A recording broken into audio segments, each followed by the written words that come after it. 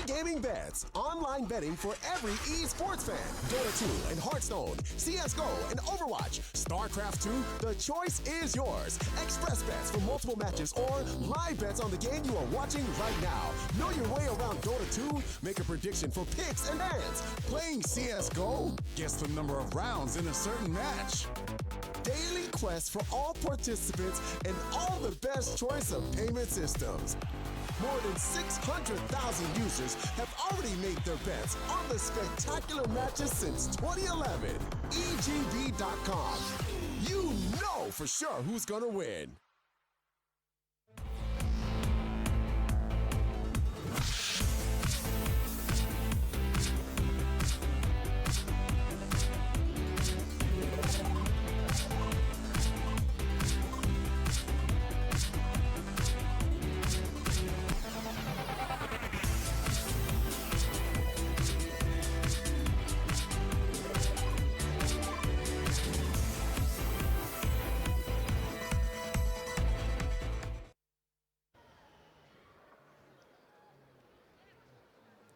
Welcome back to the G2A.com Dota Pit LAN finals of Season 5. We are ready for our elimination match. That's where I come in, and that's where you guys come in as well, starting here with Gods as well as Fogged. We already sent one team home yesterday. Elements Pro didn't make the cut, and we're going to find out who is going to be the second one to fall. Digital Chaos or Team Faceless? I mean, if you look at the brackets, Gods, were you expecting these two teams to be here right now? Faceless, yes, but not in the way they got down here. I expected it to be more convincing, so they definitely showed up and impressed a lot of people today. DC also not really. I think Secret were a bit of an enigma. Just no one really knew what to expect from them. I think there was a lot of hope and potential for the team, but beating DC is a big accomplishment. Yeah, Secret looked very good. I think DC showed a lot of weakness in their games. They looked very kind of all over the place. They didn't really have a style that they were going for here at this tournament. So we'll see how it plays out for this one, because Faceless look very strong, in my opinion. They do look very strong, and if we take a look back, or if we think back on the game, on the series played earlier today, they played up against Evil Geniuses. We had Black play an amazing Pudge in game number 1. So we were surprised by that Pudge. We know that it's one of his comfort heroes, but he doesn't pick it up often in competitive lately anyway. Didn't think it would have that much success. But, it was incredible. Yeah, he landed majority of his hooks. Just very good teamwork coming out, cohesiveness through all of them. But Black was definitely the star coming out from that first game. He didn't deliver as much on some of his carries, though. I mean, the Slack game, I think, was largely the hero and how the game developed. But the Jug game was a very winnable game. Felt like Game Faces maybe could have and should have won based on their late game, but didn't have the best performance. Yeah, Black had a chance to have a chat with Dakota a couple of days ago, so we can take a look at what he had to say going into this tournament. I am Dakota Coddle Guy Cox here with Black of Team Faceless. We're at the Dota Pit Season 5 LAN. I'll hit you with a quick triple questions here. How are you feeling? How's your team feeling? And are you guys feeling competition ready? I'm feeling good. My team's feeling cold. And we should be ready. We prepared quite a bit, so should be good. Great. Now, I think the last time I really got to sit down with you or your team, it was like fresh after the summit. That was your team's first like international LAN experience. Since then, you guys have competed a bit more, like ESL Jetting and such. How are you guys feeling now about the team's morale and where you stand against all the others? I think Dota is still at the point where everybody can beat everybody pretty much. So we're not going to underestimate anyone or overestimate anyone, because we feel there's like a very even playground. Now, would you say that that might be partially because of the 7.0 patch? I mean, for sure. Like, there's so many unexplored possibilities, especially in a new patch like this. And I think maybe 3 or 4 months later, you will have like clear favorites and underdogs and stuff. But I think right now you can't really tell. Yeah, it's still evolving. So, but what about you guys and your experience with 7.0? I mean, you guys just played a game like 2 days ago, so you got to be feeling a little fresh about it. Yeah, like we didn't get too much team practice going together because we had to get Japs' visa for here. So we had like 3 weeks where we couldn't practice together as a team. But all of us played a lot of matchmaking, so we should be feeling really comfortable with the changes and familiar with it. So. Anything from, you've been playing Dota for a long time, so is there anything like pre 7.0 now that you're just going to have, you're going to miss a bit? I think what annoyed me the most at first was the new neutral creep spawn times. Because there's like, it just felt like there's a lot less to do, you know. But like when you explore the patch a bit more, then you actually just find other things to do instead. But yeah, killing some more creeps is always fun, you know. Especially for someone like yourself who just loves to farm, I can get that. I'm gonna miss that, man. It's gonna, yeah. Now, you guys are very familiar with having very tough first round matchups in these tournaments, and more or less the same here at Dota Pit. You guys are going to be squaring up against EG right off the bat in the first round. You had that same fortune at Summit, and even at ESL Genting, you had to go up against them in the group stage. How do you feel about once again going up against EG? I don't know, it's like the third LAN in a row where we play, or on our side of the bracket there's EG and DC. Somehow we always play against those first two games. And it's really, I don't know, I feel like they are our toughest opponents because I feel their style is really good against ours. And yeah, but I feel like if we can overcome them finally, then we have a like really good shot of going deep into the tournament. But it's gonna be really hard.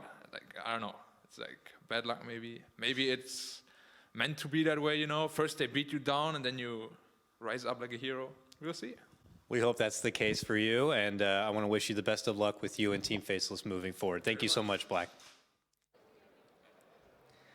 First, they beat you down, and then you rise up like a hero. That is Black for you. And that, I mean, Evil Geniuses did beat them down, but this is the time for them to rise back up like a hero. Against Digital Chaos, no less. The other team who always beats them down, so. Yeah. They showed so much strength, though, versus EG. I'm really feeling confident for them coming into this one. Like, confident, like, you think you're going to pick them to win their best of one? I do think so. Okay. Okay. A little bit jumping ahead of it. But, Yeah, you know. no, No, that's fine. I mean, let's get that out of the way. You think they're going to take this convincingly? Is it going to be because of some pocket strats, or are they just going to play solid? I think probably pocket strats.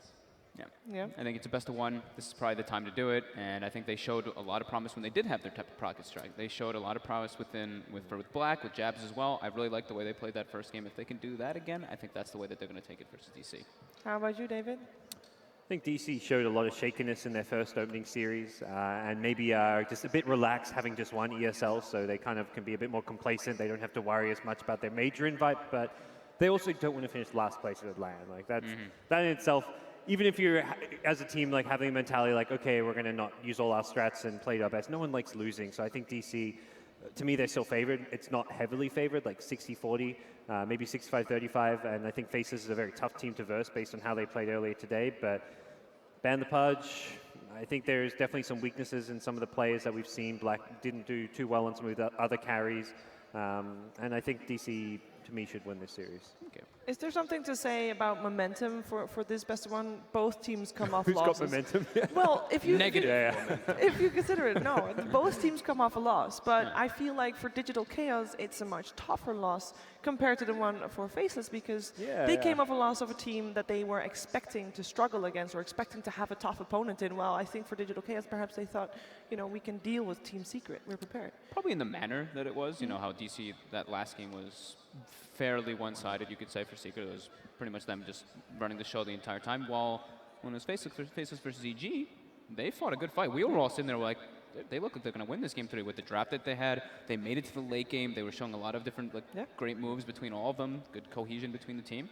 We were all kind of like, okay, looks like Faceless game to lose. And they kind of did lose it. So that's the one thing where it comes into this one is like, are they feeling that loss that they kind of like, instead of the other team winning so much, they kind of lost, or the other aspect? So yeah, well, if you look at their losses that they had 2 against Evil Geniuses. Both of those games, and even the game that they did end up winning, which was mostly won because of Black's Pudge, in the laning stage, that is the stage where I feel like Team Faces is not the strongest. They ended up losing the laning stage, or at least playing even, and then coming back in the mid game. That seems to be where their strength lies. Is there anything in terms of what their style of play is about that they can fix without massively changing their hero pool or their strategies? I think looking at Faces, to me, they have a bit of a weak link in XY. His support play hasn't impressed me that much over the course of this tournament and some of the previous ones. He plays that 4 position. The Weaver game, like they want to kind of ignore that because he swap roles with Black a bit. And then Black played that 4 position role amazingly well on a hero who can play well. But when XY is on like the Earth Spirit and the other supports, I just feel like he doesn't have the kind of impact on the game that other 4 position players are having. Yeah, I agree. I think one thing that they can really do to adjust themselves is at least just not go so greedy. I feel like whenever, like in a couple of the games where they lose, it's just like they have these like 3-4 heroes that take so much time to get online that they lose the laning phase way too hard. They have such a struggle to get back in the mid game. So I think the best thing they can do is really just draft these early team fighters, early lane dominators in kind of a fashion. Avoid the Slark, maybe avoid the Tinker unless they have a very hard, like a very safe carry in the laning phase. Yeah, they are famous for running Rubik. We saw Rubik ban out against them all 3 games, and it seems like Digital Chaos is going to leave it in the pool this time. They ban out the Pudge, which, you know, we mentioned it, understandable. They ban out Ice Nyx Assassin, which we have seen being very dominant as well, or at least space creating, active across the map. And for Faceless, who will have second pick this game, they ban out the Shadow Demon. Surprises so far?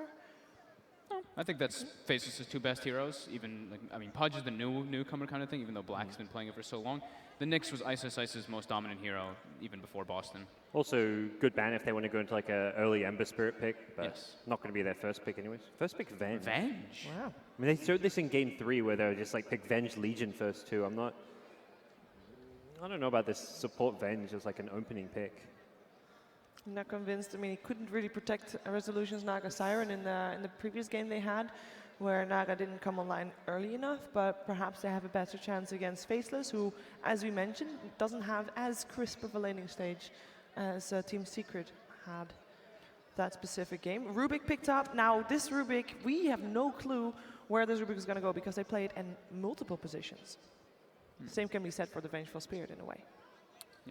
So keeping it open. Let's see what they pick up next. I mean, is there any heroes that you would like to see come out from Faces for this one? A core specifically? The Ember. The Ember, yeah. Ember is probably the biggest one that stands out for me. They do go for Earth Spirit, okay. They really like showing their 2 supports right off the bat, just putting it out there. This is the 2nd or 3rd time in this tournament that already first 2 picks, they show their hand. Yeah, they did the Witch Doctor, the Pudge. Witch Doctor Pudge, yeah. Yep. Okay. Well, they're just putting it out there. Like it's aggressive. That's the good thing. Like the Earth Spirit, I like that they do it because it's just aggressive early game as well. But okay. It's very different to what like we saw Secret do, where they first 2 picked Luna Ember. You know, it's like, Yeah. Here's what we're doing. Can you beat it? And I guess Faceless just don't. Like, I guess the kind of cores they like aren't like the top tier 1 pick cores, so they don't really care if they don't get there in the first 2 because they can be kind of more flexible. But Drow strats. So Drow strat. With Avenge too, so they've got the double aura, Magnus armor. against an Earth Spirit, it's kind of risky. That's what we saw Jerax completely dismantle VP with. Oh, yeah. But Jerax and XY are spirits though, right? That's a little bit of a difference, I Yeah. would say. Still, it is always risky to show your hand at the start of the game. A Drow Ranger strat, everybody knows what you're going to do. You're going to push hard early on. The mid game is where you come to shine. Faceless has all the time in the world to prepare for that. Yeah. Darkseer banned out from DC. Pairs super well with their spirit. Faceless also like a decent amount when Isis doesn't have his space creators. The Invoker ban, yeah. Weehaw Invoker Yeah. with the Drow Ranger. They probably want to just be focusing their bans on these, ranged, like, kind of semi-carries in the mid lane. Yeah, we saw Jabs have sometimes a little bit of issues in the mid lane as well. He needs a lot of help from the previous games that we saw from them. Yeah, he Earth got Spirit is a great one for helping. yeah, he got solo killed by Sumail, I think, in 2 of the 3 games, I Yeah. want to say. I mean, Sumail is not an easy mid to go up against.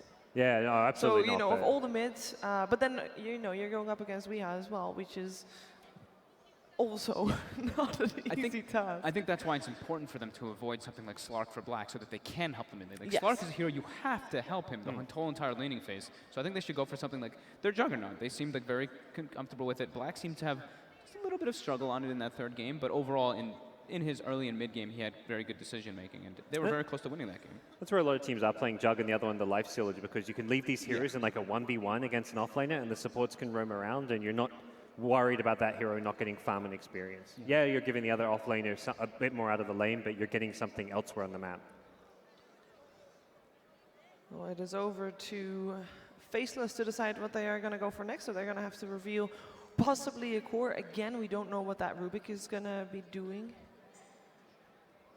Time to reveal one more card they should probably go for Ice's hero. I think saving Black's hero is decent because they have multiple options. They have the Lifestealer and the Jug. I think those are the two best just to get in Drow Ranger's face. You already have a kind of a vehicle with the Earth Spirit in that manner to get on top of the Drow Ranger. Now, normally when you go up against a Drow Ranger, you go for the aggressive tri-lane, or at least you try to have at least an off-lane that can pressure her or at least contest her in last hits. Do you feel like they're going to go for an aggressive duo/tri-lane, anything that would fit Ice's hero? Is Magnus the right hero to do that with? I think it's more going to be like a Magnus Jug type strat again, similar to what they did Game 3. This is not a hero that you normally do like kind of dual lanes in the off lane so much. Maybe Earth Spirit comes up if the supports get too aggressive, but Magnus just wants to like Iron Talon jungle a bit, get his XP, power. get his farm. It's a very passive offlaner who's not looking to contest the lane.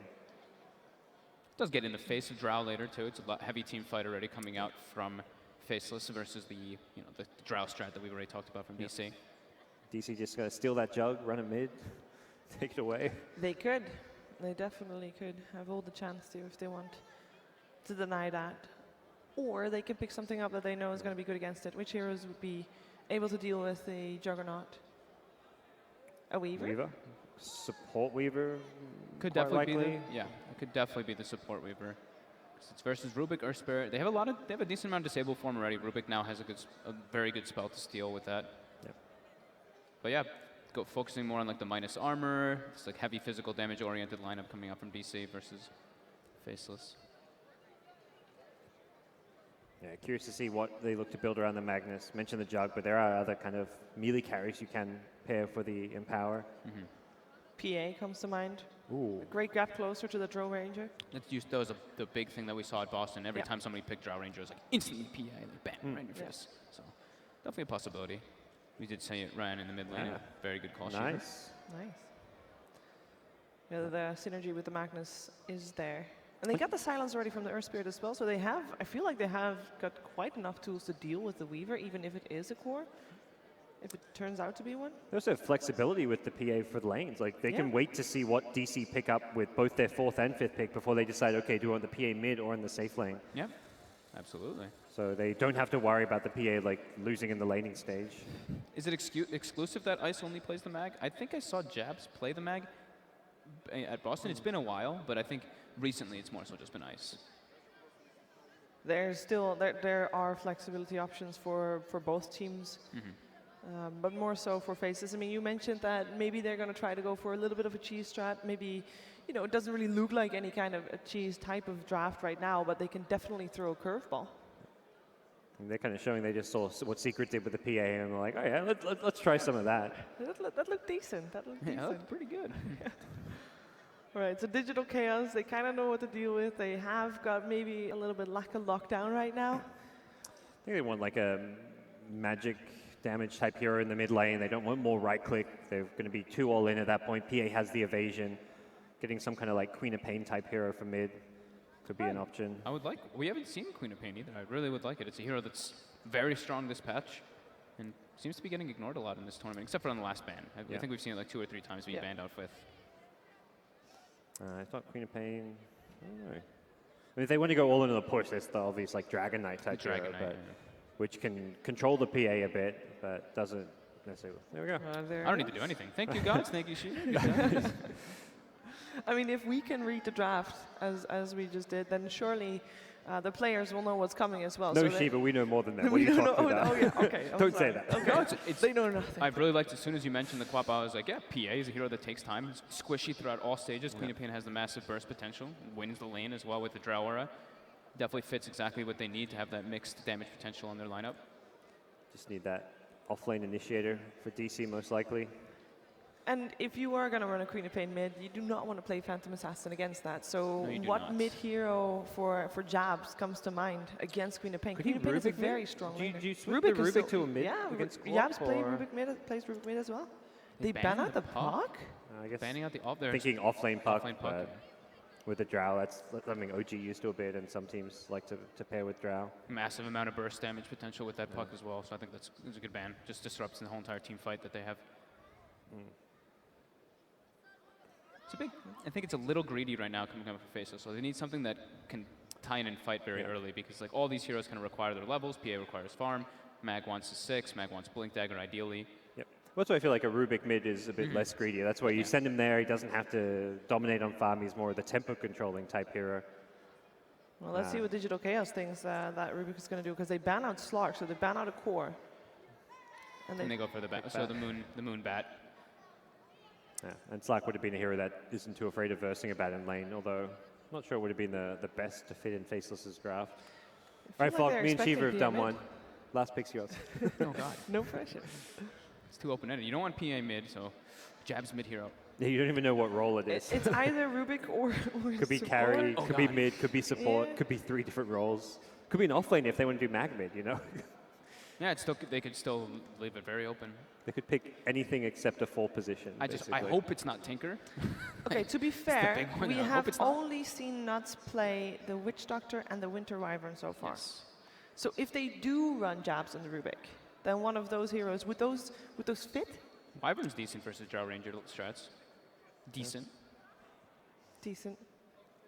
Not great against, like the Weaver can be really annoying to Oh, those. hello. And a little bit of Okay, I greed don't think being any of us thrown were going in to call that. I Nope. would not ever say that hero because I still don't think that hero is actually very good. I think he just takes too long to come online, and they already have a lot of ways to clear the illusions, as well as, I guess you can kind of get in Drow Ranger's face kind of in a way, but Phantom rush in, you got Manta to get out of the silence, but that's a really odd last pick. Yeah, we mentioned that Faceless was not the strongest in the landing stage, and it looks like they might struggle on this one as well. I think their lineup is way too greedy to deal with DC. I did say Faceless before the draft, but afterwards I'm all for DC. You jump strip. How about you guys? I want to see how the PL works. I'm like kind of reserving judgment because I want to believe they're onto something with this last pick PL, but I mean, I still stand by, I think, DC being slightly favored. But. DC slightly favored. Any timings that we got to look out for in this game? Like the laning stage is everything in this game, or not? I just think it's going to be too hard for them to. They're going to come out at such a deficit of the laning So phase. what it's gonna needs to be too happen for difficult. them to win this? Earth Spirit needs Earth- to yeah, do Earth Earth good Spirit? things. successful No rotations. pressure. Yeah. I think he's the big player that needs to come up. And then on the DC side, it's what Misery can do on the support Weaver as far as his impact on the game. Okay, well, we are going to find out if that Earth Spirit can have as much impact as he needs to have. It is over to our commentators for the only game. It's a best of one for the elimination game.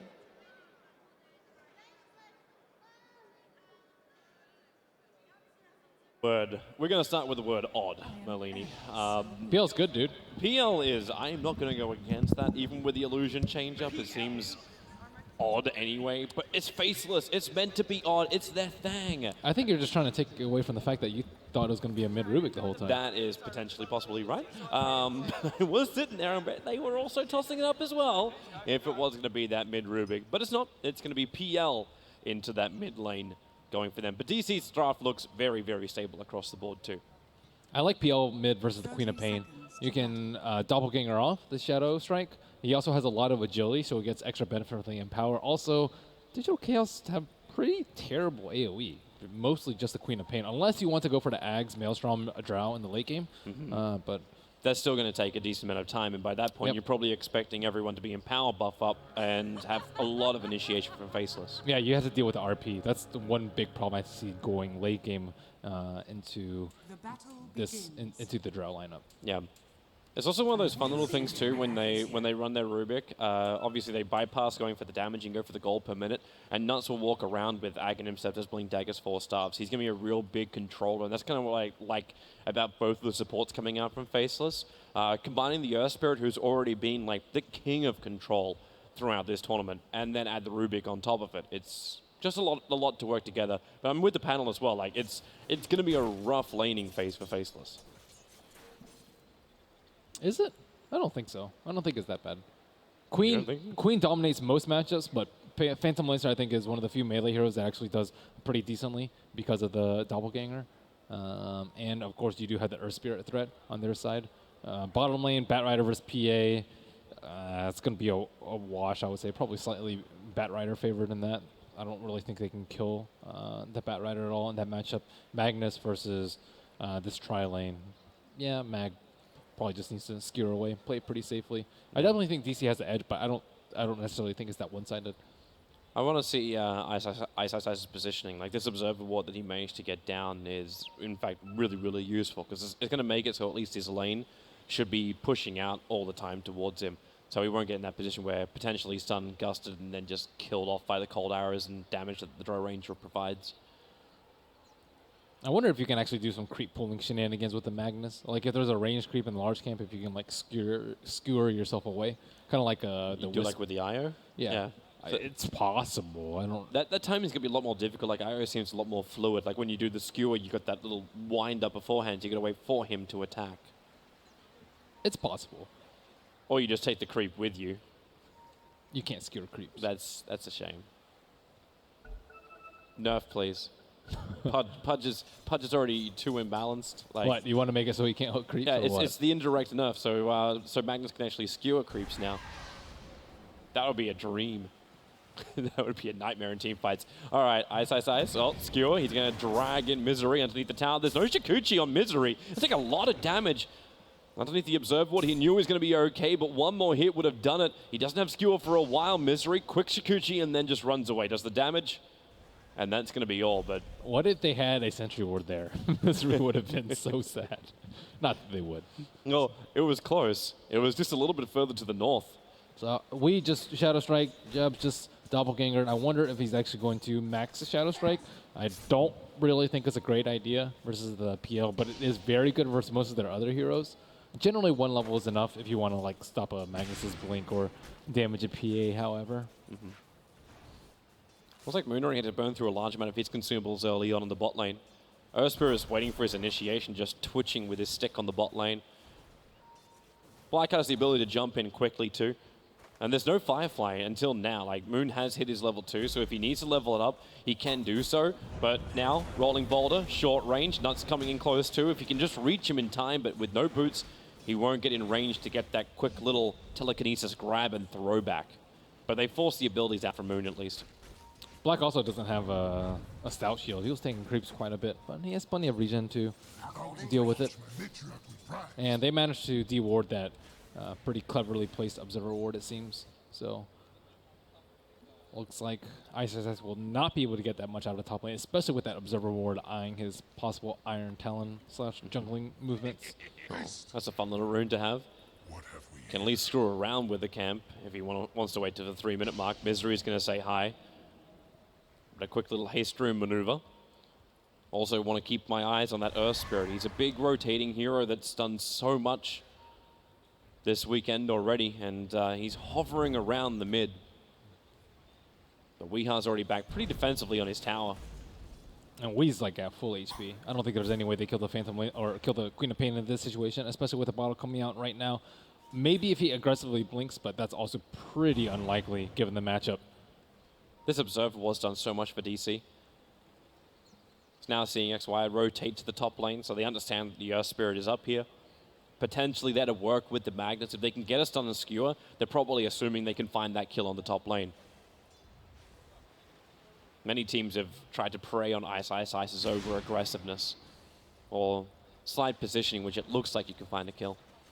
But this trap's not going to work, so it's just straight back to farming for the Magnus, and they let the Earth Spirit soak up the experience in the lane. But as mentioned, DC are crushing in the lanes. Queen of Pain, 16 CS to the only 6 of the PL. Probably exacerbated by the fact that there is a Drow Ranger on the safe lane who has 22, pretty comparable in terms of the safe laners. Shabs actually missed his Phantom Rush. He challenged up the hill, but I don't know if he just lost the attack on Weeha. But his rush never connected with Wee. That Observer Ward again sees the rotation. Knowing Earth Spirit's coming back down to the mid lane, Misery has also moved over as well.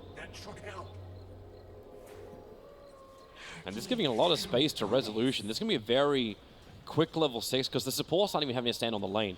It's giving a lot of space to everyone. He's getting all of the experience. Batrider's also just getting free levels on the bottom lane. I don't really think they can kill him just because they have to chase under Firefly as a melee hero. That's not really the ideal situation for killing a Batrider. Ice just got scouted out, coming up a little bit too far. With the Colin Arrow will slow him up, but he gets the skewer quickly away. There's a TP on the bottom lane. They're making a move on Moon. And they can bring him down with the kick. Fairy Fire as well as one charge. That's a lot of life and still fighting inside the Firefly. A lot low life for XY. He's almost burning out. He needs one last little kick, but the arrow, the stifling dagger out from Black. Revenge will be here from Misery. A quick TP in, so he'll get revenge in the form of both the supports to faces a safe lane. Nice TP by Misery to really clean things up. Earthspirit was caught in between a tree and a lane of fire. So couldn't really move unless he wanted to die. A lot of napalm stacks. Moon created a lot of space there. Animal TP mid, fill up Wee's bottle. And back to bottom lane he goes. And the He's same thing doing really happens from well on Nuts. levels. Oh, Weeha. There was no pickup. Thought Jazz might have had a little bit longer to hit into him. They went for the Fade Bolt before the telekinesis grab. So Weeha just blinks back up to the high ground in a way. Do the Dire actually have, yeah, they have that one observer ward sitting on their side of the river. So it sees Nuts, but it didn't see the Earth Spirit. Roll him in, pick him up, and this time around, they find the kill on Weeha. They were just fluffing him up. Fluffing him up. You make him sound like a pillow. You look tired. Have a nap while dead. Poor Queen. It was a hard life, especially when she was having such a good time in lane. Now it's 18-6 to the 22-11. The Draw Ranger is still shredding the CS war. They're getting a lot of farm on the Jungle Magnus, though. He has 2 points in power, which is really, really strong with the Iron Talon.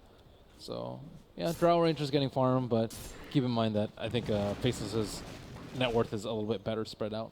How's it looking overall? Okay, so it's only like 400, 300 in favor of DC. So very, very, very negligible for the early start. Nuts gonna say hello to Misery. Gets hit by the Beetle, and well, his creep's trying to help him out, but Nuts knows he needs to get a telekinesis grab. He's gonna survive this. Can't see Misery. We'll see Moon, but Misery's already found that kill, and Moon's moving closer towards Black. Just has to kite it around the tower. So won't find the kill on the PA, and Black very defensively TPing out. Potentially could have fought Moon there.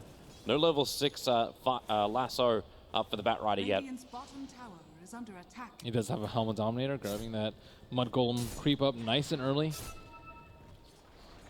Well, this is a nice little trap. The Observer Ward's gone from the secret shop areas. This will allow Faceless to move undercover. So Nuts, they start with the first hit. The roll, that's very far off target from XY. And Zuxa maybe thinking he can have a crack, but no. Resolution has his level 6, but probably needs that extra point up in cold arrows before he's really going to have an opportunity to get that nice little kite damage kill. Yeah, or his Lance. He's very close to his Lance. Jabs in the mid lane, taking a little bit of harass from Misery and Wee, but he has a lot of armor. And Misery's taking a lot of damage too, so you go into that doppelganger. Misery wants to jump up, the Lances fly. Sonic Wave from Weeha will miss. Rolling boulder forward as we have ourselves a quick pause. That Sentry Ward from Jabs, that's what allowed him to go for the initial Lance, but Misery moved just far enough north to get out of range of it. That's when you say mouse issues. Yes. Having hang. It wouldn't have killed him regardless. Yeah, he would have survived. Yeah, 290 damage. I think he had like 410 at the time. But that forced him to be scared, pop his stick, divert the support's attention. But you're fine with that if you're Jabs. You've still got your Shrine to activate. So if you want to move down to that, with the Earth Spirit also engaging, so Jabs can throw himself another Lance out. If they can keep Vision of the Weaver, it's 2 or 3 seconds until that Shakushi's going to come back off cooldown. So if Earth Spirit can get a combo, He's really far away from Misery. I don't think you can get a Lance on him. Maybe if they had a Sentry Ward in the area, but that is not the case. no. Well, so he'll probably get to come back after the pause in a second and just watch Misery escape, potentially. Rune's getting up in Black's face still. But Black, I don't think he's going to be too sad about this now. Like, Black's still sitting at 3k net worth. Yeah, he's about 800, 900 behind that of the Dro. But he's also getting high enough levels that he'll feel confident enough to initiate onto the Batrider. And with so many one charges, plus having the Dominator up his sleeve, this is, in fact, kind of Black's bread and butter for a safe lane. He likes having these one-on-one matchups at this point, because he wants the solo kill. Mm-hmm. That's what and that's going to just propel him forward a long, long way. I'm surprised he doesn't have a Blightstone. I think any of the orbs actually synergize very well on the PA. Orb of Venom if you're a support, and Blightstone if you're a core. He's already level 7. That crit just does tremendous amounts of damage. Although Batrider does already have his Trinkle boots. Yes. So he's got some decent armor, like sitting at 6. But as you said, like if he does have the Blightstone, he can still get through. It just makes that like crit sting that much more, and you're in that HP threshold where you could just die. It's actually going to be an interesting thing going into the later game too. Like the range of Stifling Dagger Like, I think it got nerfed a couple of patches ago, but it's Only the lower levels. only the lower level. So even when we go later game, then if you have that vision over on Moon, you can disable Blink Daggers at like the worst time. And as far as DC's initiation goes, Moon's kind of it. Like, you've got the swap, but if you do that, you sacrifice your Vengeful Spirit straight away. So how do you get the initiation and still hold the advantage? Because you're looking at a lot of potentially very squishy heroes that can get caught out. Yeah, you've got Time Lapse to escape, you've got Gust and potentially Dragon Lance to push the Dro Ranger away. But I'm concerned if a fight goes wrong for DC, it can go horribly wrong for DC.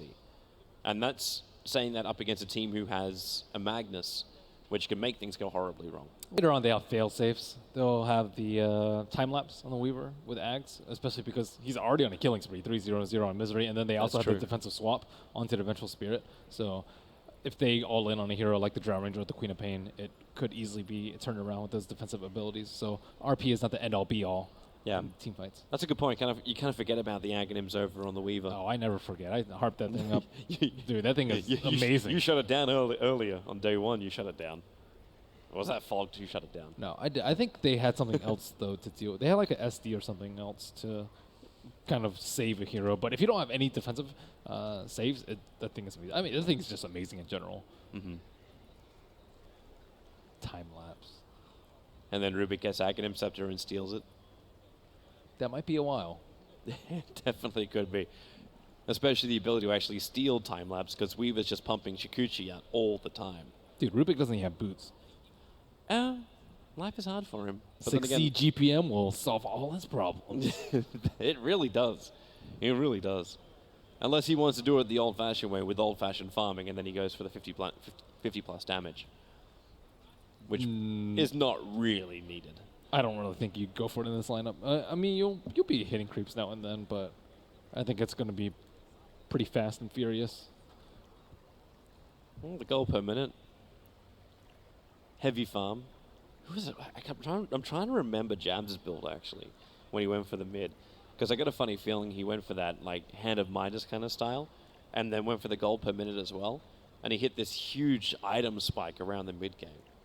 Had a hell of a lot of damage. But yeah, can't remember that one for now. Either way, looks like we're going to have Queen of Pain reconnect back into the game, which is an upside. There were citing of PC issues. So we're going to give it a try. So we can come straight back into the game now, and we'll see if Misery can escape. The kick is well off target from XY, and Misery will just Shikuchi away to safety. As you said, Toby. Black Moon, you are really low. Flame Break will give him some space, and it was the one charge that give him a little bit more life. Black, he doesn't have Phantom Strike available, and won't run any further through that Firefly. Bet he wishes he had a Blightstone. He probably did. Just seeing a little bit extra damage. I also don't know where his creep was. He did have a Mud Golem earlier, but I can't seem to spot it I think it was running it through the Firefly. And into the Dire Creep wave. So, lost it that way. Well, at least everything seems to be working, so try is succeeding. Resolution now has that Dragon Lance, so welcome to the extra range over on the Dro Ranger. This is a horrible place, actually, for Nuts to be. Has to sit on top of the tower and use Fadeball to drag the wave down. And with 3 heroes ready to go, they have the Sentry Ward so they can see Misery Shikuching his way in closer. But they keep the Earth Spirit right behind. TPs are on their way. Misery, well, the kick does come in. It's over on the Vengeful Spirit, and as Phantom Assassin Black comes up to the top lane, looking for the kill on the VS. It should be pretty much guaranteed, especially when Nuts has that Fade Bolt level 3 back off cooldown. So they stop the DC push into the tier 1 tower, but the tower's still down to 50%.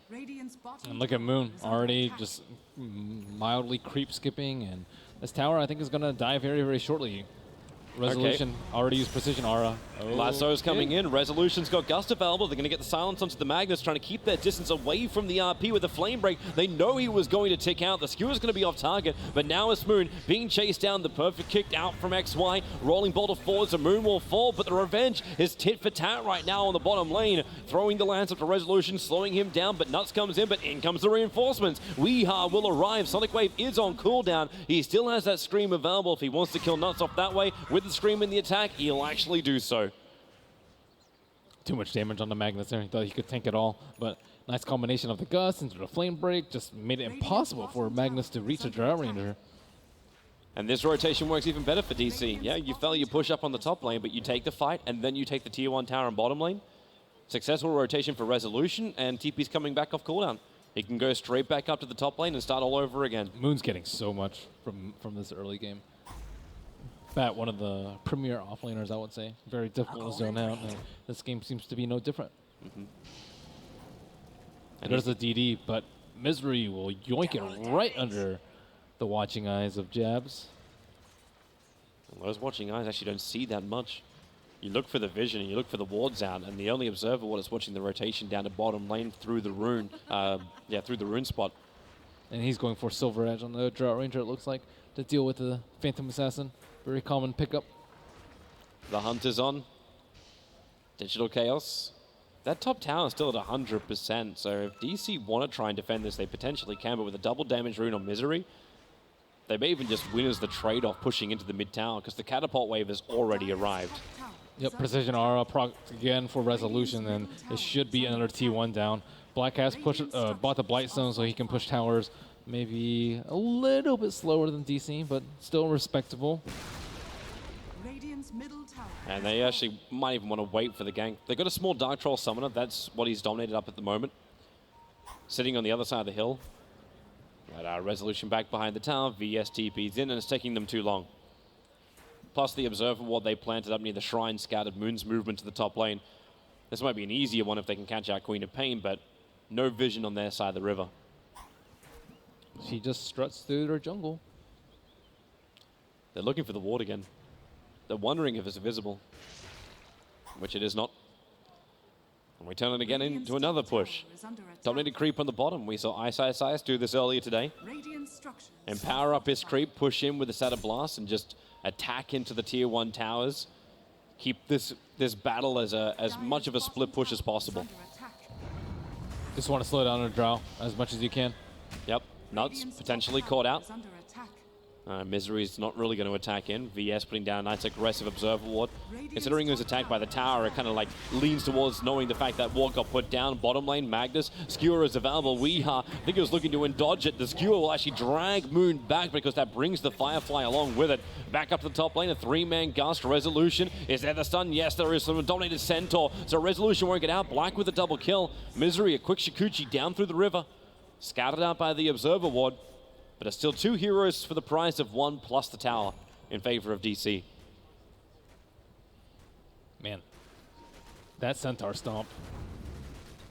Resolution probably didn't see that one coming, but he is still very, very farmed. Already picked up a Shadow Blade before he ended up taking a spill. Phantom Lanes are not sure what build he's going for. The Ags is decent, but I'm not exactly sure when the best time to get the Ags is. If you get it too early, you don't have the Fusel, so your illusions don't do that much damage. But if you get it too late, your Phantom Lance damage just doesn't do that much. Like, you want your magic damage early on in the game when people don't have thousands of HP. So it's kind of a tough call as to when to get it. And that's some great Observer Ward and sentries down. With the sentry down from DC, they understand just how safe Misery is until, Faces realize it themselves.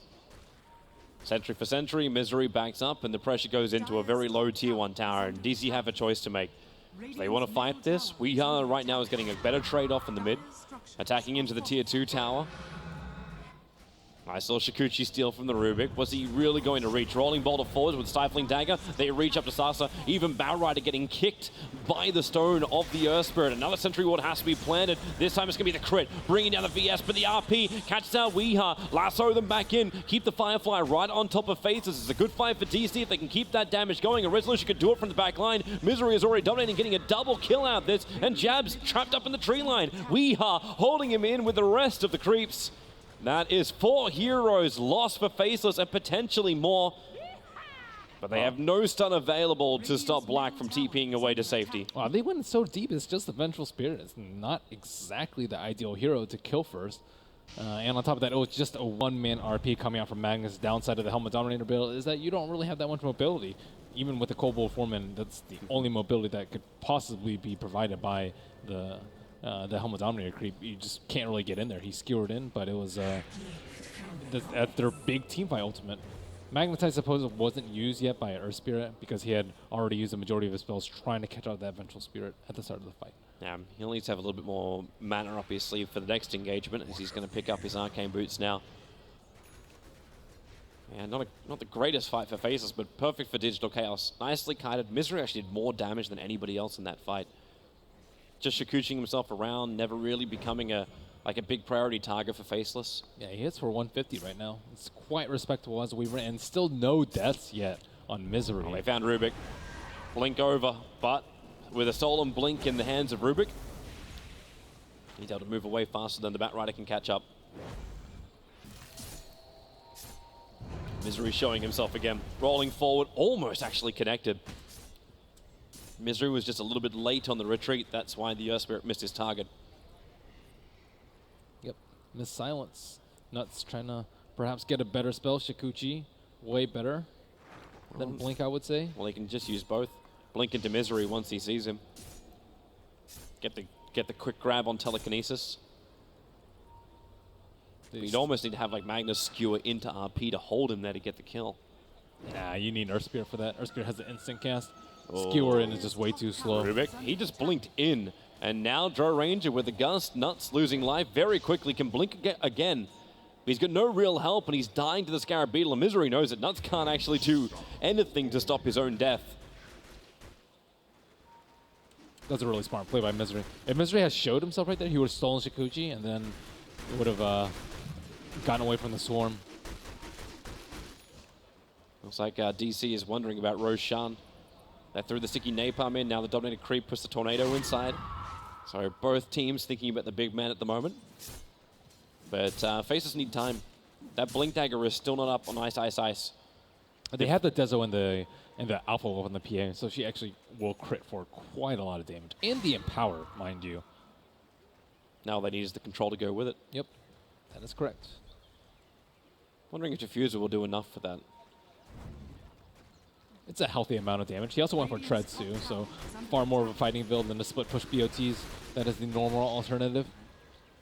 Diffusal is up. Bottom tower is under attack. So the only other critical item which you're looking for from Faceless is going to be that Blink Dagger on the Magnus before they'll be willing to fight, even if their supports don't have a lot to work with.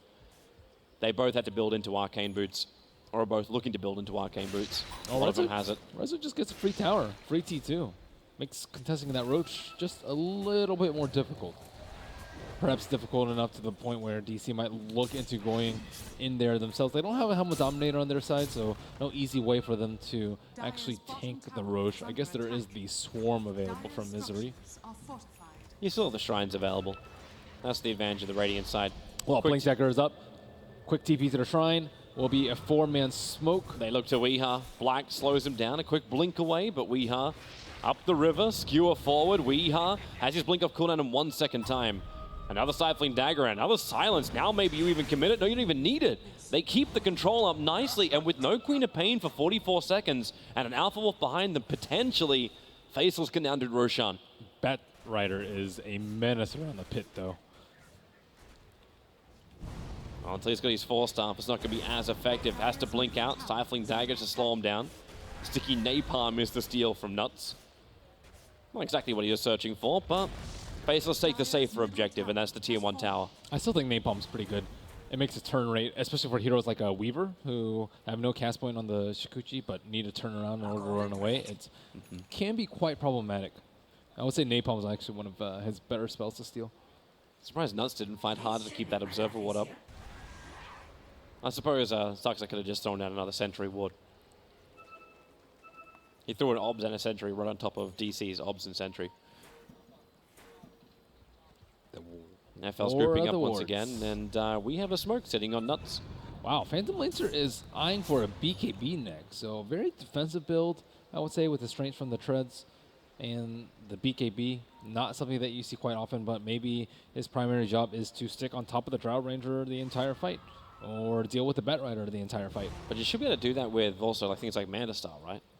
Because that's also going to break you free. Like, both are going to break you free of the silence of the Drow Ranger. Yeah, maybe he's worried about being bursted down by the Queen of Pain as well. You know, or just not being able to doppelganger because he's silenced up. I Yeah, think true. it's fine. BKB will keep that immunity Oh, going. Centaur Yeah. pops The smoke. So they realize that at least one's there. Moon jumps in. Who's he go on? It's over on Ice Ice Ice. Support needs to arrive. Sonic Wave's going to connect over on 3, but Ice Ice Ice is bailing out of here with a jump forward. Now your RP's going to connect, and Black will have time. A double kill actually in for Jabs, and the Centaur is stomps on the Vengeful Spirit. They roll forward, finding Moon and Digital Chaos. They're losing heroes left, right, and center. Down the hillside, a double kill for Black, and this time it is Faceless who will wipe 4 for 1. Wow, that was a pretty decent initiation by Moon, but Magnus was just too tanky. They actually could not burst him down quickly enough, and now the damage is really starting to add up. Like, the Diffusal Blade on the Phantom Lancer is nice for the Purge, but it's also nice because it gives him a ton of agility. And agility plus Empower, he is actually hitting for a lot right now, and I think he gets the bonus agility from the Phantom Rush as well. So, yeah, that to account for when you're getting right-click down. And agility also gives him a ton of armor, very easy to man up on the Weaver, the Vengeful Spirit, and the Drow Ranger, who mostly rely on physical damage. I love a little dusting around. They're waiting for some kind of invis play, and yeah, Saxa came in a little bit closer, and that, with the swap up, he puts Misery in harm's way. He'll just time-lapse out to safety. Worthy tribute. And the RP starting to be really fearsome in the team fights. How can DC actually deal with this? Normally, the Queen of Pain is kind of able to deal with the Magnus. The problem with Queen is she can't get in and out of a fight. She can get in, but then she's just going to die, and perhaps lends more credibility to Faceless's ban of the puck over the Queen of Pain. It seems like the range control, too, is great from Faceless. Like, their positioning. Like, you've got Earth Spirit on one side, Rubik on another. You're getting Lance up while being Mana Burn, Diffusal up. That's also a problem, but Black can just jump from one side to the other with that Phantom Strike. He's not really that restricted. And if you get the initiation through a Shadow Blade of Magnus, life is even harder. And I'm not even taking into account the 6th member of Faceless, which is that Centaur. He's always in the right position to get a control stomp off. Yeah, that's actually a really nice use of that Helmet Dome from Magnus. I guess we see it more and more from off lanes, but it's just that extra bit of control so that Magnus can, and Phantom Assassin can cleave them all down. Phantom Assassin's hitting really hard. With Empower, she's like 300. Combine that with a minus armor from the Dezo, and then, God forbid, a crit from Phantom Assassin. That's just going to be devastating. Faceless still have one very big problem. They're losing towers too quickly. So they only have that tier 2 tower remaining in the mid. At that point, DC can open up on the shrines. So Faceless need to gain control of their side of the map. DC have always been exceptionally good at putting pressure on the towers, even when they're slightly behind in terms of fighting ability. Net worth just barely in favor of DC right now. All that tower gold adding up, but now Faceless trying to take a fight down mid. Yeah, they push it up. Again, these Empower buffed up cores that DC just don't want to go anywhere near, and you see just how hard they hit. That tier 2 tower looked more like paper than rock. Empower at work. And they're going in. They're actually looking to go high ground. Oh, the Blink Skewer. They were only looking for the interruption on the Vengeful Spirit, nothing more than that. But with the Alpha Wolf behind them, the damage output on all these heroes is huge. You get the Blink Lasso pulling back the Phantom Assassin, so Black's in trouble. Remember, he's the Aegis of the Immortal. Blinked a little bit further out. Bottom lane is being pushed in as well as top for Digital Chaos. They have momentum on those lanes, but Black, he's just going ham. Commits the BKB. It's a 3-man RP. Where's that cleave damage? It's not enough. Weehaw will blink out. Moon's low. Black will get the crit, but he'll lose his life for it. The tier 3 tower is still very, very healthy, and Nuts has no easy way back out again. So he'll have to sacrifice his own life. Wow, that was... Faceless are bailing. They got dragged in very deep. There was no crit from PA. I think there was at least one crit. 2 of the heroes were just like instantly during the RP. So it was a bit of a gamble for Ice going in that deep. Of course, he knows it's right next to D4s, but 3 heroes in an RP with an empowered PA critting sounded pretty enticing. Did he actually get the empower back up on the PA? Did. I saw him try and cast it again in the fight, because that's way more important than Magnus right-clicking, unless you have like the Echo Saber build, but that is not the build that Magnus has turned towards this game. Nice little Satyr scout out, realizing DC's trying to steal their Ancients. Maybe not as concerned about that while the PA's down, but giving the respect over to Faceless. No reason to take a risk just for 3 Ancients.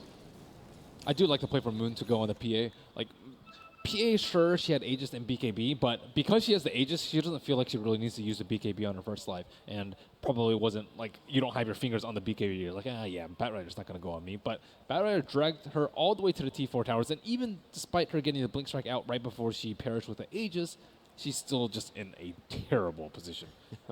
Pretty much right on top of the shrines. Makes life way too hard.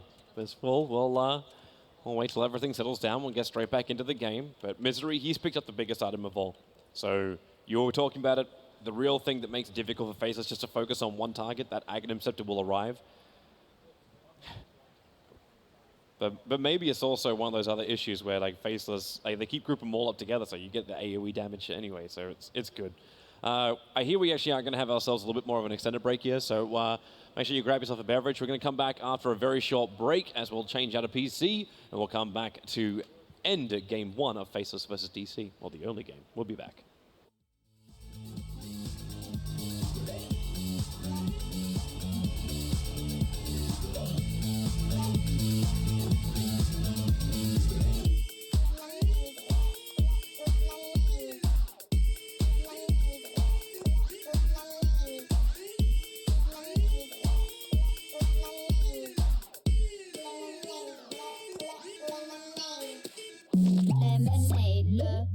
Lemonade, lemonade, lemonade, lemonade, lemonade, lemonade, lemonade,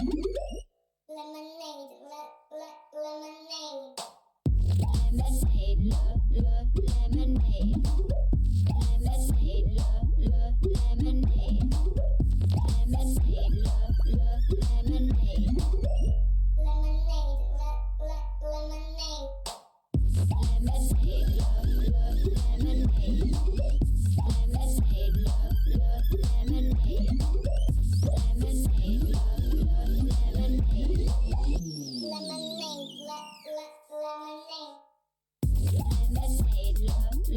lemonade,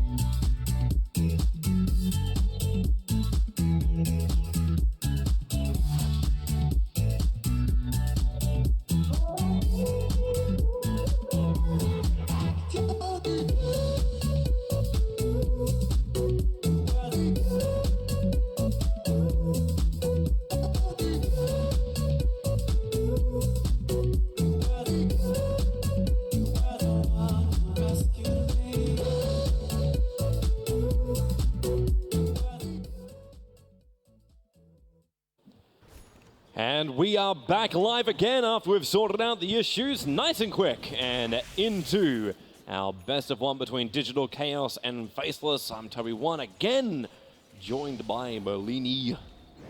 Hi, welcome back. Yep. So recapping what just happened. If you maybe weren't have only here for the entire just time. tuned in. Yeah. Faceless had a slightly worse early game. Drow Ranger and Queen of Pain kind of dominating their early game during CS. Bat Rider was a big nuisance, but Faceless Void struck back with a really big team fight, 4-for-1 in their own Radiant jungle. However, DC are keeping pace in terms of farm. Drow Ranger is highest CS in the game currently, and Roshan going to be eyed very quickly soon as Faceless just failed their high ground push with Phantom Assassin being pulled all the way back to the T4 towers. Yeah, which is why we now see Faceless just trying to get control of their side lanes. They were the other things that were pushing in during that, and that's why that bottom tier 3 town down to 479. The top tier 3 tower was fine, but they took a lot more damage with the lane push more than anything else on the top lane. Drow Ranger's already preparing for late. Moon is in a little bit of a world of hurt. He thinks he's actually awake. Oh no, he blinks just in time. Managed to commit the RP, able to do so. So Moon caught out, only a sticky napalm steal, but it is still one very dead Moon Meander on the bot lane. RP down, small silver lining for Faceless. Ags is going to be the next item for Drow Ranger, very important. Ags Mjolnir is ridiculously good versus Phantom Lancer. I also think that's kind of a justified purchase for his BKB too, knowing that that's one of the ways for Drow Ranger to deal with him in the late game. Wow, DC scouting out Roshan 6 minutes after it last died. Somebody didn't take down the timer. Well, you can't blame him. We did have the interruption, so it's easy to forget. Yeah, had that stopwatch going on the side of your computer and then just forgot to stop the watch. Usually they have it in chat. I even know some pro players that have like three times down. One is when your Aegis expires, one is when it first can spawn, and another one is when it last possible spawn. So it's a very good habit. Well, if you want to be a good support, do that for your team. For now, the other objective we kind of were looking at was Faceless. How long they can keep this mid lane pushed out and pressure off their tier 2 tower. Because the second this goes down, they start losing shrines. And Digital Chaos are going to start having the same issue. With the dropping of that tier 1 tower on bot lane, Faceless are going to start adding pressure into the side lanes and then start taking out the shrines. And DC need that maneuverability. They need those shrines to fight near, not to mention having the regeneration on the front lines. Well, they see the Phantom Lancer. Are they going to actually try and smoke up towards the Radiant Shrine? They're coming to the Earth Spirit. So Earth Spirit, quick blink away. Moon won't hit his target.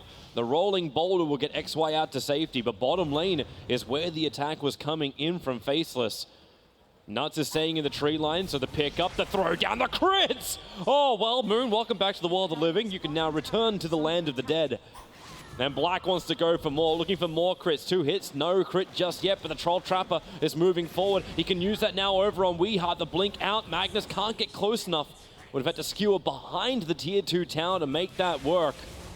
But they have a catapult wave coming forward, and this means the tier 2 tower is forfeit of DC on bot lane. Hello, Empower. It's a nice little buff. I say little. It does so much work for all of Faceless. We saw it when they ran the Magnus off lane earlier today, and we're seeing it again. And Digital Chaos are really on the ropes. Well, one way to deal with the Empower physical damage is to pick up a Ghost Scepter. That is Bat Rider's next item. However, not particularly useful versus the Phantom Lancers, though. They're kind of hard-pressed to find out how they can defend against this onslaught of physical damage that Faceless is bringing. That's such a quick Roshan. Yep, Roshan is up immediately. No one even suspects it could be up this early. Chaz would be like, just make an illusion and send one over. It should be able to, actually, it won't get there in time, not with the current PL illusions.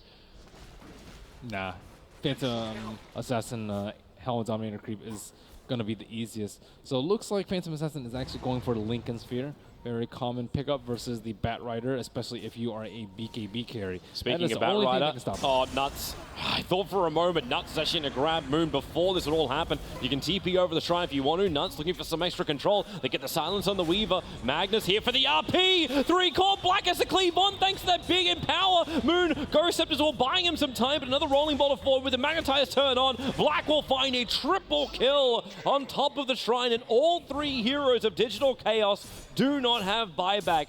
So this is an uncontested Roche or a push down mid. Damn, what an RP from Ice right there. And I do like the failsafe in between the Weaver and the VS. If Weaver gets gone on, VS swaps him out. If VS gets gone on, I'm sure that he would probably get time-lapsed out. But that doesn't really work when you guys are still very clumped, and Magnus is just preying on this positioning from Digital Chaos. And this T3's under siege. It's at half HP. Yep. Jabs is the only one really committing to it. Black actually bailed out to pick up the Lincoln Sphere. But the tier 3 tower is lost. They can do some damage into the range racks. But they're pinging out. They want to go for both. So the Dominated Creep scouts out Roshan. They have an Illusion Rune to boot, so they can keep that up to scout out if DC want to TP into their own shrine to contest Roshan. And 2 wards, why not? The Observer Ward doesn't actually give them that much vision, though. They don't have vision of the shrine itself. Those trees are obscuring that Observer Ward, so they might be in a little bit of trouble if DC can react fast enough, but it doesn't look like they will be. Batrider's coming, but it's too late. The blink, the skewer gave him perfect vision of Moon's approach. With the Fade Bolt down, the Firefly wears off, getting caught on the hillside. So Moon is down again, another 48 seconds, just as Faceless take Roshan and the Aegis with it. Black is just doing ridiculous amounts of damage. They actually don't really have a good way to stop them. Like, they don't have very many stuns or ways to keep him in place. He hasn't even had to pop his BKB to get the damage off in most of these fights. Yeah, that's an 8-second BKB still.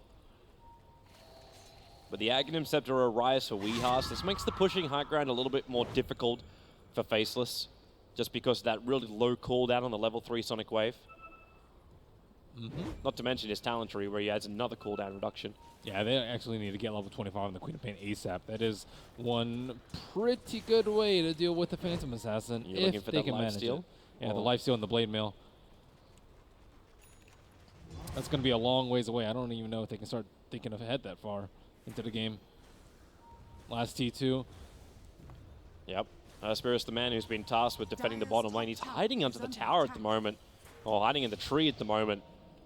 And Misery feels very inclined to make a jump. There's a Blink Dagger on the Earth Spirit. So with an extra TP forward, he goes for the silence. This was all pretty much a trap with a follow-up stun. And Weaver, he fell for it. The swap out, the Sonic Wave will connect. But all of them coming in the RP! Again, 3 heroes caught in it. Ice on the money. And they'll find Weehara blink up to the high ground. He's really slowed up thanks to that Diffuser Blade, and Jabs jumps up with him. And again, another charge. Wee with the secondary blink goes into the camp. Do they actually see him there? Well, they don't at the end, as he TPs all the way home, but that's a 3-for-1 trade-off, and your price was about 300, 400 damage to the tier 3 tower on bot. They are very familiar with DC's ways of, okay, if we're behind, we're just going to try and split push. Maybe not even with our carry, but with this time it was just the Weaver, but they were so prepared for that. And of course, Ice just nailing these RPs. He even has a Lincoln Sphere himself. Moon is a non-factor. Like, how many times has he also died in just the last 10 minutes? It feels like way too many. He's 2-9-11 on the Batrider. I feel like he's been getting crit a lot. Yeah, to be fair.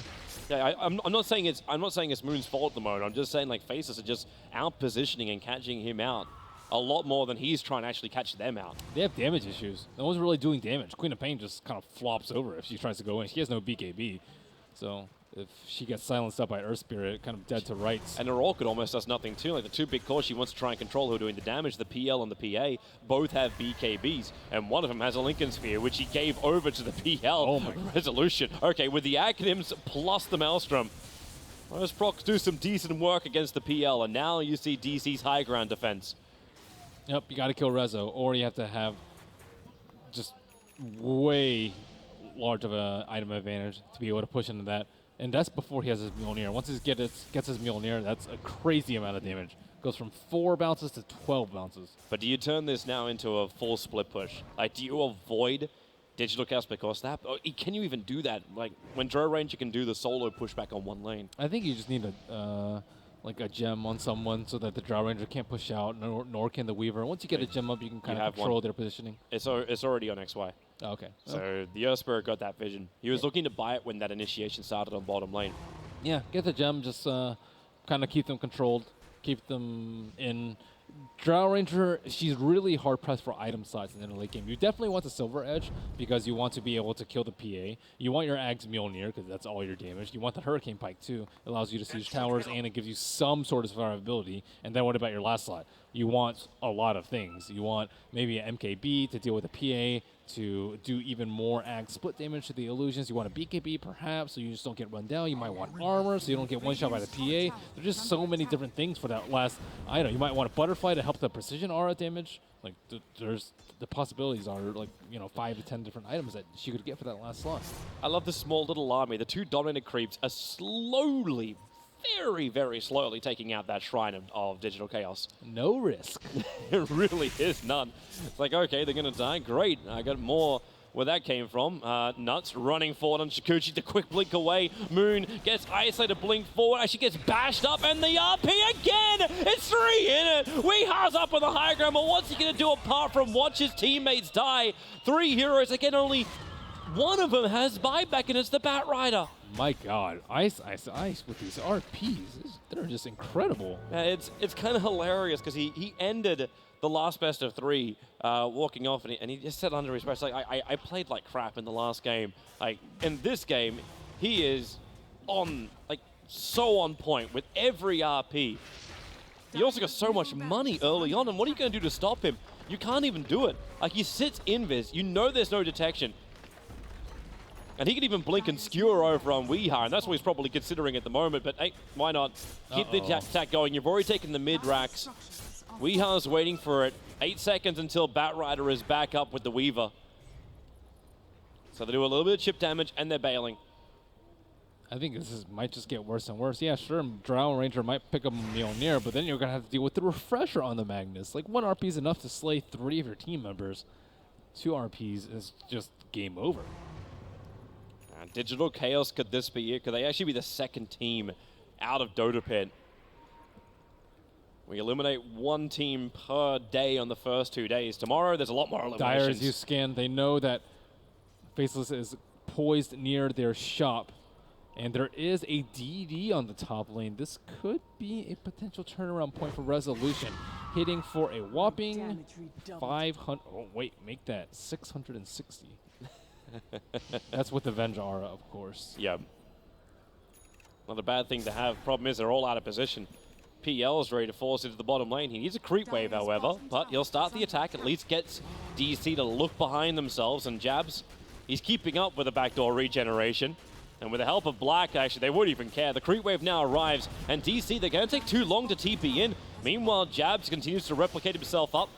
Misery's the neighborhood, and the RP again! Ice got him! He pulls him back with the skewer 3 gone. Sonic Wave, negligible damage, and this may just be it with the Stolen Gust. They're losing everything, the whole kit and caboodle. Weeha will blink back into base. He'll be fine there, but with 4 heroes down, Battle Rider will buy back, making it 3. You still don't have the big damage output. You never had it before, but now the draw and the VS are gone. You're losing all 3 lanes, and potentially the game. No BKBs versus Ice's constant 3-man RPs. They just they're just cut up into pieces. Yep. No way to really survive, and they do it again. Nuts with a blink forward. Still with that Stolen Gust. Weeha, Ghost Scepter will save him, but he has to regenerate back up. Digital Chaos will have one last fight in them, and Faces will be the ones to determine when this happens. The Megas are now up. Digital Chaos are locked inside their base.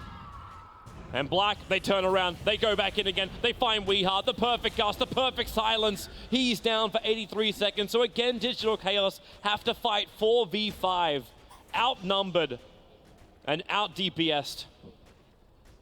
That's one of the big problems with Drow Ranger strats. You can take the T1s and the T2s, but after that, you're kind of lost as to what to do. You are very vulnerable in the team fights. You're not particularly good at pushing high ground. They couldn't really get an Aegis and let Resolution get really, really big this game. And at some point, they were going to have to win a team fight, but they just cannot control this Magnus anymore. Well, they can't control anybody. You look at the control, if you just go through the Faces lineup, you've got the second level Diffuser Blade now picked up by the PL. So you're not even going to be able to run away from the lineup.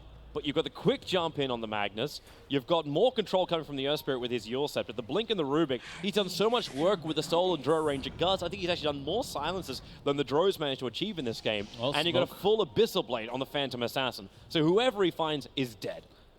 They had a small window, I think DC did, before the Magnus got his Blink Dagger, but it didn't seem like they were really able to capitalize on it. The thing about having the Magnus on the lineup is that your melee cores just scale way faster. Normally, PA is not really a threat. They see everything. It's the Observer Ward that's almost at the fountain. The RP will catch too, and this might be it unless Drow Range can pump out the damage. He gets picked up, thrown back down again. Black is focusing him. Can Jabs get closer with the jump forward? Misery controlled. Time less unavailable. Not while he's silenced up. Jabs, he's going to go under the fountain. They're trying to force out the GG from DC, and it's about that time to get it as, hey, woo! I saw your loss, Toby, picking that filthy Crystal Maiden. How dare you? You should have seen the Techies game with my 50,000 net worth. All right, so back into the game, and GG, it has been called with a skewer out. That is going to seal the end there for Digital Chaos. Faceless will take the best of one, and Digital Chaos will join Elements Pro Gaming on the sidelines of Dota Pit as the first teams to be knocked out in the lower bracket. I think Ice easily MVP. All it took was one good RP to completely change the momentum around, and DC were hard-pressed to even think about pushing during the mid phase of the game. And of course, Faceless just systematically took down Roshan. I think Black played pretty well too, quite aggressively, and the Empower just enabled this Black to just wipe them out multiple times. And you got to give props to Faceless. They showed a lot of this yesterday and this morning, and you're wondering just how far can they go with it.